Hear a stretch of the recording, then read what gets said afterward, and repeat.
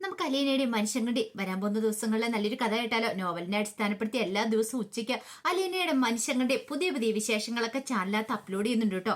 അങ്ങനെ അലീനയെ കാണാൻ കുളത്തൂപ്പുഴയ്ക്ക് ബാലേന്ദ്രനും പോയെന്നും പറഞ്ഞുകൊണ്ട് വല്ലാത്ത പ്രശ്നം ഉണ്ടാക്കണ വൈജയന്തി. അവസാനം വേണ്ടാത്ത വാക്കുകളൊക്കെ പറഞ്ഞു കഴിഞ്ഞപ്പോഴത്തേനും ബാലേന്ദ്രന് സഹിക്കാൻ പറ്റുന്നതിൽ അപ്പുറമായിരുന്നു. ബാലേന്ദ്രൻ ചാടി എഴുന്നേറ്റ് കയ്യിലിരിക്കുന്ന ഗ്ലാസ് എല്ലാം വലിച്ചെറിഞ്ഞു. ആ കാസാരെടുത്ത് നേരത്തേക്ക് ഒരു ഒറ്റ അടിയായിരുന്നു. കുട്ടികൾ വരെ ഞെട്ടിപ്പോയി. വൈജയന്തി ഒരു നിമിഷം ബാലേന്ദ്രന്റെ നേർക്ക് നോക്കി. ബാലേന്ദ്രൻ നിന്ന് കിതയ്ക്കുന്നുണ്ട്. അതെ, നിങ്ങൾ ഇങ്ങനെ കാണിച്ചാലൊന്നും നിർത്താനൊന്നും ഞാൻ ഉദ്ദേശിച്ചിട്ടൊന്നുമില്ല. ഷൗട്ട് ചെയ്ത് എന്നെ പേടിപ്പിക്കുകയൊന്നും വേണ്ട. ഒരു വിധിവയെ പോലെ എന്നെ ആ മുറിയിലേക്ക് തള്ളിയിട്ടിട്ട് നിങ്ങൾ അവളുടെ പിന്നാലെ പോകുന്ന രഹസ്യം എന്താന്നാ എനിക്ക് മനസ്സിലാകാത്ത. സ്വന്തം മകളാണ് അവളെന്ന് കാണാതെയാണ് വൈജയന്തി ഈ കാര്യങ്ങളൊക്കെ പറയണത്. വൈജയന്തി നിന്ന് കിതയ്ക്കുന്നുണ്ടായിരുന്നു. അല്ല, നിങ്ങള് അച്ഛനും മോളോ എന്ന് പറയുന്നുണ്ടല്ലോ, നിനക്ക് അവളെ മോളെ പോലെയാന്ന് പറയുന്നുണ്ട്. എങ്കിൽ പിന്നെ ആ മോളെ കാണാനായിട്ട് കുളത്തോപ്പുഴയ്ക്കോ അല്ലെങ്കിൽ അവിടേക്ക് എങ്ങോട്ടേലും പോകുന്ന സമയത്ത് നിങ്ങളുടെ മക്കളെ കൂടെ കൂടത്തി കൂട്ടിയാൽ എന്താ? നീക്കൊണ്ടല്ലോ അവിടെ 3 മക്കള്. അവർക്കാണെങ്കിൽ ഇപ്പൊ പഠിത്തമില്ല, സ്റ്റഡി ലീവാന്നും പറഞ്ഞ് വീട്ടിലിരിക്കുക. കൃഷ്ണമോളെങ്കിലും കൂടത്തി കൂട്ടിയാൽ എന്തായിരുന്നു കുഴപ്പം? അവളെങ്കിലും നിങ്ങളുടെ കൂടെ വരില്ലായിരുന്നോ? ഓ, അപ്പൊ അത് നിങ്ങൾക്ക് പറ്റില്ലല്ലേ എന്ന് ചോദിച്ചു. നിനക്ക് തടസ്സമാകുമല്ലോ. അപ്പോഴേക്കും ബാലേന്ദ്രൻ പറഞ്ഞ്, നിർത്തടി, എനിക്ക് മനസ്സില്ലായിരുന്നു പറഞ്ഞു കൂടത്തി കൂടാനായിട്ട്. നീ ആരെയെ കിടന്ന് ഭരിക്കണമെന്ന് ചോദിച്ചു. മര്യാദയ്ക്ക് നാവടക്കി നിൽക്കുന്ന നിനക്ക് നല്ലത്. പെട്ടെന്ന് വൈജയന്തി ചോദിച്ചു, എന്താ നിനക്ക് മനസ്സിലാകത്തെ? നിനക്ക് മനസ്സില്ലല്ലേ കുട്ടികളെ ആരെയും കൂടത്തി കൂടാനായിട്ട്? ഓ, കുളത്തുപുഴയിൽ ഏതോ റബ്ബർ കമ്പനിയിൽ അവളെ കൊണ്ട് ആക്കിയിരിക്കുന്ന എന്നാ പറഞ്ഞിരിക്കുന്നേ. എന്നിട്ടോ നിങ്ങൾ അവളെ കാണാൻ ഇടയ്ക്കിടയ്ക്ക് പോകുന്ന ഏത് ഹോസ്പിറ്റലിൽ അവളെ അഡ്മിറ്റ് ചെയ്തിരിക്കുന്നത്? അല്ലെങ്കിലോ അവളെ എവിടെയെങ്കിലും അഡ്മിറ്റ് ചെയ്തിട്ട് അവളെ ഇടയ്ക്ക് കാണാനായിട്ട് പോന്നു. അപ്പൊ പിന്നെ അവിടേക്ക് ചെന്നിട്ട് കഥ കടച്ചിട്ടുണ്ട്, പിന്നെ ആരും ഒന്നും കാണത്തില്ലല്ലോ അല്ലേ? വൃത്തികെട്ട രീതിയിലാണ് വൈജയന്തിയുടെ സംസാരം. ബാലേന്ദ്രൻ ക്ഷമയുടെ നെല്ലിപ്പല കണ്ടിട്ട് നിൽക്കുകയാണ്. ബാലേന്ദ്രൻ നല്ല ദേഷ്യം വരുന്നുണ്ടായിരുന്നു. ദേ വൈജയന്തി, ഇതിന് ഞാൻ മറുപടി പറയുന്നില്ല, മക്കളുടെ മുന്നിൽ വെച്ചായതുകൊണ്ട് മാത്രം. ബാലേന്ദ്രന്റെ അപ്പം മറുപടി പറയാൻ അറിയത്തില്ലാത്തതുകൊണ്ടല്ല. പക്ഷേങ്കില് ബാലേന്ദ്രൻ മറുപടി പറഞ്ഞാൽ കൂടിപ്പോവും. അത് ആരങ്ങനെ ചെയ്ത പ്രവൃത്തിയുടെ ഫലമാണ് അവളെന്ന് ചോദിച്ചൊരു ഒറ്റ ചോദ്യം ചോദിച്ചാൽ മതി വൈജയുടെ മുഖത്ത് നോക്കിയിട്ട്. വൈജയന്തിക്ക് പിന്നെ എനിക്ക് ഒന്നും ശബ്ദിക്കാൻ മേലാതാവും. പെട്ടെന്ന് ബാലേന്ദ്രന്റെ മനസ്സിലാക്കി അലീനയുടെ മുഖം. അലീനയ്ക്ക് വാക്ക് കൊടുത്തിട്ടുണ്ട് ബാലേന്ദ്രന്, ഒന്നും വിട്ട് പറയില്ല എന്നുള്ള കാര്യങ്ങളൊക്കെ. വൈജയന്തി ഇങ്ങനെ കടന്ന് തുള്ളുമ്പോഴും ബാലേന്ദ്രൻ അതുകൊണ്ടാണ് നിയന്ത്രിക്കുന്നത്. കാരണം ബാലേന്ദ്രൻ അലീനെ അത്രമാത്രം സ്നേഹിക്കുന്നുണ്ട്. ബാലേന്ദ്രന് തോന്നി ഇനി അവിടെ നിന്നിട്ടുണ്ട് എന്തേലും വിളിച്ചു പറയുന്നു, അല്ലെങ്കിൽ അവളുടെ കർണം തീർത്തുനിന്ന് പൊട്ടിക്കുന്നു. 2 പ്രാവശ്യം വൈജയന്തി അടിക്കാനായിട്ട് കൈ ഓങ്ങിക്കൊണ്ട് അങ്ങോട്ട് ചെന്നതാണ്. അപ്പോഴേക്കും വൈജയന്തി പറഞ്ഞു, അടിക്ക, എങ്കിൽ നിങ്ങൾ എന്നെ അടിക്കാൻ പറഞ്ഞുകൊണ്ട് നിൽക്കുകയാണ്. അപ്പോഴേക്കും ബാലേന്ദ്രൻ പറഞ്ഞു, നിന്നെ അടിച്ചിട്ടുണ്ടെങ്കിൽ എന്റെ കൈ നാറും, അതുകൊണ്ട് ഞാൻ ചെയ്യുന്നില്ല എന്ന് പറഞ്ഞു. എന്ന് പറഞ്ഞ് ബാലേന്ദ്രൻ തിരിഞ്ഞു അടക്കാൻ തുടങ്ങിയപ്പോഴത്തേനും വൈജയന്തി പറഞ്ഞു, നിങ്ങളിത് എങ്ങോട്ടാ ഓടിപ്പോന്നേ? ഇതിന് മറുപടി പറഞ്ഞിട്ട് പോയാൽ മതി. മക്കളുടെ മുന്നിൽ വെച്ച് തന്നെ നിങ്ങൾ ഇതിന് മറുപടി പറയണമെന്ന് പറഞ്ഞു. ബാലേന്ദ്രൻ രൂക്ഷമായിട്ടൊന്ന് നോക്കണം. പ്രായപൂർത്തിയായ മക്കളാ, അവർക്ക് കാര്യങ്ങളൊക്കെ പറഞ്ഞാൽ മനസ്സിലാവും. നിങ്ങൾ പറഞ്ഞാലും ഞാൻ അതേപടി തന്നെ വിഴുങ്ങാം. നിങ്ങൾ സുഖവരെ അന്വേഷിക്കാൻ പോയതായിരുന്നു, പക്ഷെ എവിടെ? നിങ്ങൾ അവളെ എവിടെ കൊണ്ടേ താമസിപ്പിച്ചിരിക്കുന്നേ? കുളത്തൂപ്പുഴയിൽ എവിടെയാന്ന് പറഞ്ഞു. അവളുടെ അഡ്രസ് എന്താ? അവളെ ഏത് വീട്ടിലാ കൊണ്ടേ ആക്കിയിരിക്കുന്നേ? അല്ല, അവൾക്ക് എന്റെ മക്കളെന്ന് പറഞ്ഞ ജീവനായിരുന്നല്ലോ. വിളിക്കുമ്പോൾ തേനൊഴുകുന്ന. എങ്കിൽ പിന്നെ ഈ മക്കളെയും കൂടെ കൂട്ടിക്കൊണ്ട് പോയാൽ എന്താ കുഴപ്പം? മക്കൾ അവളെ പോയി കാണത്തില്ലേ? ഓ, ഇനിയിപ്പോ അവൾക്ക് അച്ഛനെ മാത്രം കണ്ടാൽ മതിയോ? മക്കളെ കാണണ്ടേ? എന്നൊക്കെ പറഞ്ഞുകൊണ്ട് ഓരോരോ ചോദ്യങ്ങൾ ചോദിച്ചോണ്ടിരിക്കുക. നിങ്ങൾക്ക് പറ്റില്ല, നിങ്ങൾ അവളെ അഡ്രസ്സും കൂടെ താട്ട്, ഞാൻ അന്വേഷിക്കാം അവൾ എവിടെ പോയാ താമസിക്കണേന്ന്. ഇതെല്ലാം കേട്ട് കഴിഞ്ഞപ്പോ ബാലേന്ദ്രൻ വൈജയന്തിയുടെ നേർക്ക് രൂക്ഷമായിട്ടൊന്ന് നോക്കി.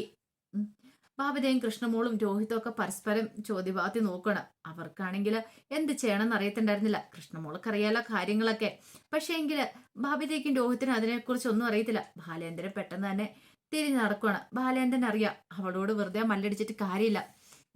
പോത്തിന്റെ ചെവി വേദം ഓതുന്ന പോലെ ആയിരിക്കും. എത്ര പറഞ്ഞാലും തലയിലേക്ക് കയറാനും പോകുന്നില്ല.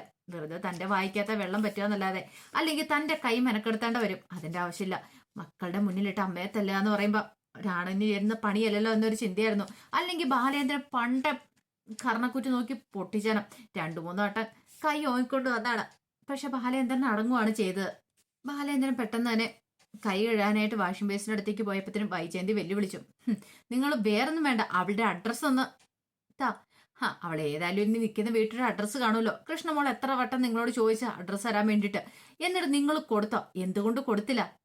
നിങ്ങൾ മാന്യനാണെങ്കിൽ അവളുടെ അഡ്രസ്സ് കൊടുക്കും. പക്ഷെ നിങ്ങൾ അത് ചെയ്യുന്നില്ല. അപ്പൊ അതിനകത്ത് എന്തോ ഒരു കള്ളത്തരമുണ്ട്.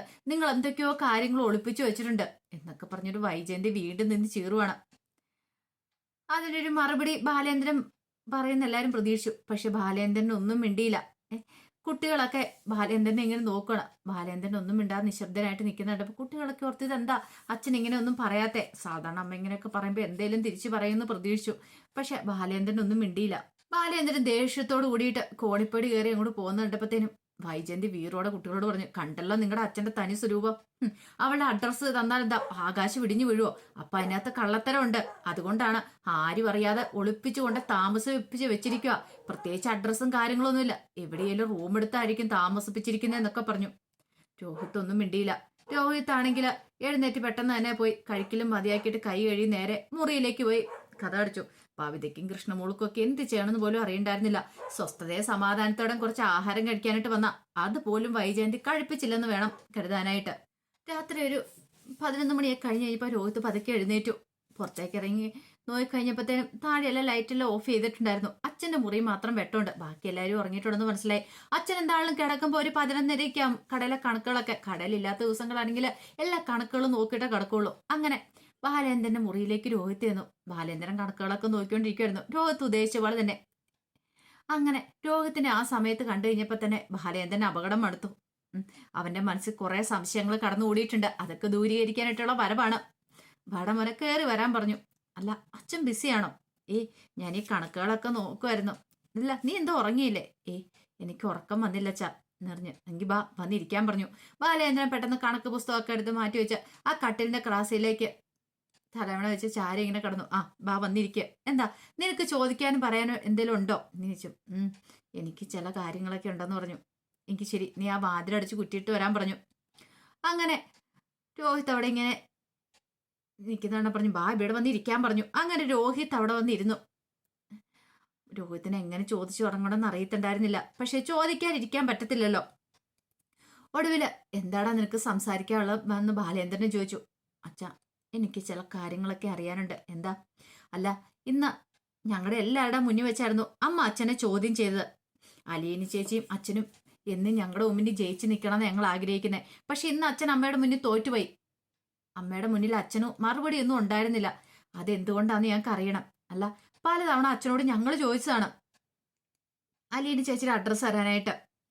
കൃഷ്ണമോളും ഞാനൊക്കെ ചോദിച്ചു. പിന്നെ അമ്മ ഇന്ന് ചോദിച്ചു. എന്നിട്ട് അമ്മയ്ക്കോ ഞങ്ങൾക്കോ ആർക്കോ അച്ഛൻ അഡ്രസ്സ് തരുന്നില്ല. അതിന്റെ കാരണം എന്താ?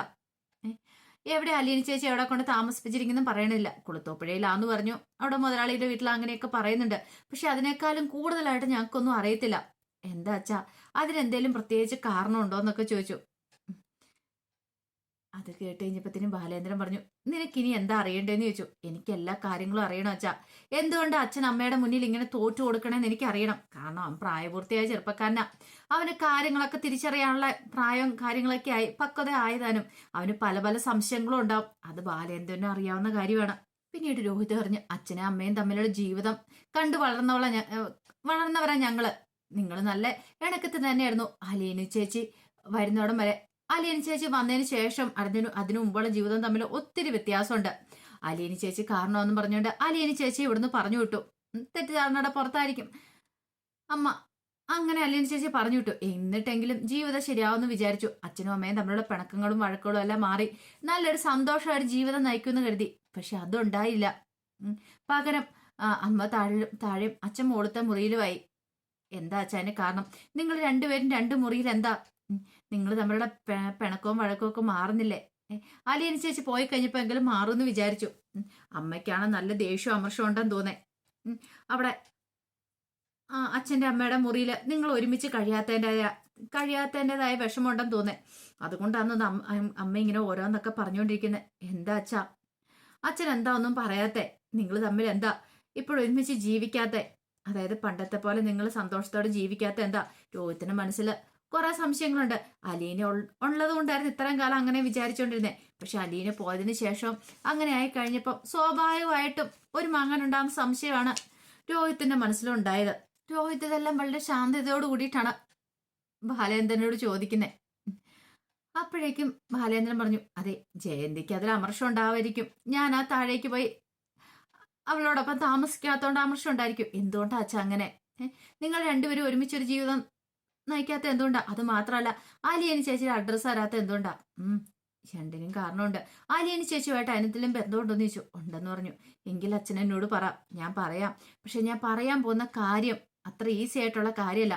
എനിക്കത് പറയാൻ ബുദ്ധിമുട്ടുണ്ട്. നീ അതെങ്ങനെ ഏത് നിലയിൽ ഉൾക്കൊള്ളുമെന്ന് എനിക്കറിയില്ല. അതൊന്നും സാരമില്ല അച്ഛാ. എന്ത് പ്രശ്നം വന്നാലും ഞാൻ നേരിട്ടോളാം.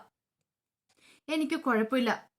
എനിക്കത് താങ്ങാനുള്ള മരക്കരുത്തുണ്ടെന്ന് പറഞ്ഞു. എടാ, ഞാൻ ഈ പറയാൻ പോകുന്ന കാര്യം അത്ര സീരിയസ് ആയിട്ടുള്ള കാര്യമാണ്, നിസ്സാര കാര്യമല്ല. കാരണം ഇനി രോഹിത്തിനോട് മറച്ചു വെച്ചിട്ട് കാര്യമില്ലെന്ന് മനസ്സിലായി. മനുശങ്കർ ഇടയ്ക്കിടയ്ക്ക് പറഞ്ഞ എപ്പോഴാണെങ്കിലും അങ്കിളിന് ഈ സത്യങ്ങളൊക്കെ പുറത്തു പറയേണ്ടതായിട്ട് വരും. കാരണം രോഹിത്തും ഭവിത അവരൊക്കെ പ്രായപൂർത്തിയായിരിക്കാം. അപ്പൊ അവർക്ക് അവരുടേതായ ഇതുണ്ട്. കാരണം അവർക്ക് കാര്യങ്ങളൊക്കെ കണ്ടാൽ മനസ്സിലാവും. കുഞ്ഞു കുട്ടികളൊന്നും അല്ലല്ലോ. അപ്പൊ എപ്പോഴെങ്കിലും മനസ്സ് ഉറക്കേണ്ടതായിട്ട് വരുമെന്ന്. അപ്പൊ കൃഷ്ണമോൾക്ക് ഈ കാര്യങ്ങളൊക്കെ അറിയാം. പക്ഷെ രോഹിത്തിനോ ബബിതയ്ക്കോ ഇതിനെക്കുറിച്ചൊന്നും അറിയത്തുമില്ലല്ലോ. അങ്ങനെ ഒടുവില് ബാലേന്ദ്രന് കാര്യങ്ങൾ പറയാൻ തുടങ്ങി. സംസാരിച്ചു തുടങ്ങിയപ്പോ തന്നെ ബാലേന്ദ്രന് മനസ്സിലായി അത് അത്ര എളുപ്പമല്ല ഈ കാര്യങ്ങൾ രോഹിത്തിനോട് തുറന്നു പറയാന്ന് പറഞ്ഞാല്. സ്വന്തം അമ്മയെക്കുറിച്ച് ഒരു മകനോട് പറയേണ്ട കാര്യങ്ങളാ. അത്ര നല്ല കാര്യങ്ങളും അല്ലല്ലോ അത്. പിന്നീട് ബാലേന്ദ്രൻ പറഞ്ഞു, നീ ഉദ്ദേശിക്കുന്ന പോലെ അല്ല. നീ ഒരു മകനാണ്. നിന്നോടിത് ഞാൻ പറയുമ്പോ എനിക്ക് വല്ലാത്തൊരു ബുദ്ധിമുട്ടുണ്ട്. അച്ഛൻ അത്ര ബുദ്ധിമുട്ടാണ് പറയാനെങ്കിൽ വേണ്ടാന്ന് പറഞ്ഞു. സാരമില്ല, പറയാതിരിക്കാൻ പറ്റില്ലല്ലോ. ഞാൻ നിന്നോട് പറയാന്ന് പറഞ്ഞു. പിന്നീട് ബാലേന്ദ്രൻ ഓരോ കാര്യങ്ങളായിട്ട് പറയാനായിട്ട് തുടങ്ങി. നിനക്കറിയാലോ, എൻ്റെ അച്ഛനും അമ്മയൊക്കെ ഒരിക്കൽ കൈതയ്ക്കൽ മാളിക വീട്ടിലെ ആശ്രിതരായിരുന്നു. അത് പിന്നെ ഇടയ്ക്കിടയ്ക്ക് അമ്മ അച്ഛനെ താഴ്ത്തി കെട്ടാൻ വേണ്ടി പറയുന്നത് ഞാൻ കേട്ടിട്ടുണ്ട്. അതെ, ആ കാലത്ത് എനിക്ക് വൈജയോട് ഒരാഗ്രഹം ഉണ്ടായിരുന്നു. അവളെ കല്യാണം കഴിക്കാനൊരു മോഹം ഉണ്ടായിരുന്നു. അത് ഞാൻ എന്ത് ചെയ്തു, ഒരിക്കൽ അവളോട് അത് പറയുകയും ചെയ്തു. പക്ഷെ അതിന്റെ ഫലമായിട്ട് എനിക്ക് നാട് വിട്ടു പോകേണ്ട വന്നു. ഒടുവിലുള്ളതെല്ലാം വിറ്റ് പെറുക്കി ഞാൻ ഗൾഫിലേക്ക് പോയി കുറെ പൈസയൊക്കെ സമ്പാദിച്ച് അവിടുന്ന് തിരികെ വന്നു.